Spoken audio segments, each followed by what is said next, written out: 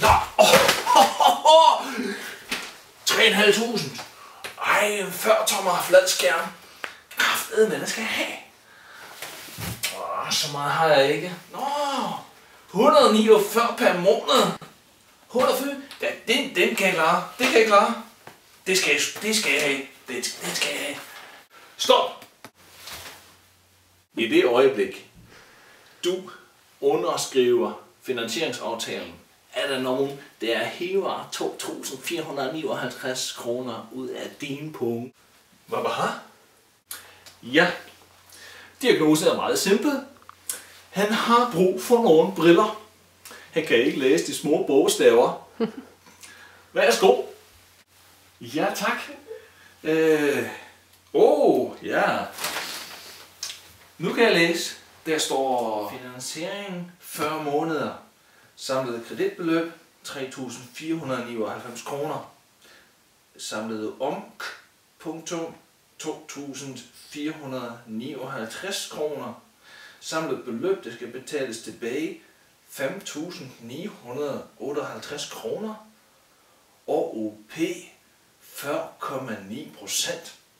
Og OP, hvad er det for noget? Nå, her har vi åbenbart en dobbeltdiagnose. Han har ikke kun et svagt syn, han lider også af uvidenhed. Det kan man lave terapier.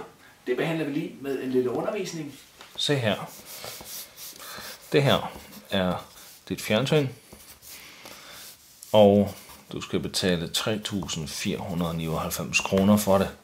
Men i virkeligheden kommer du til at betale 5.958. Og det er jo 40 måneder 149 kroner. Forskellen mellem den pris, den egentlig koster, og du kommer til at betale, er 2.459.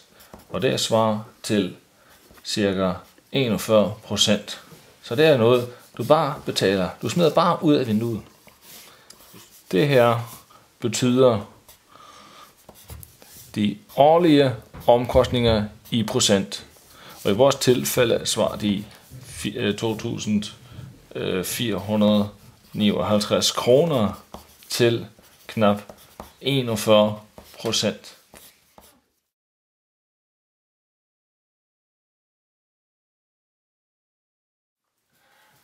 Okay, sådan er det. Nå, så er det sgu ikke nogen god idé at gøre det på den måde. Nej. Så skal jeg hellere spare op.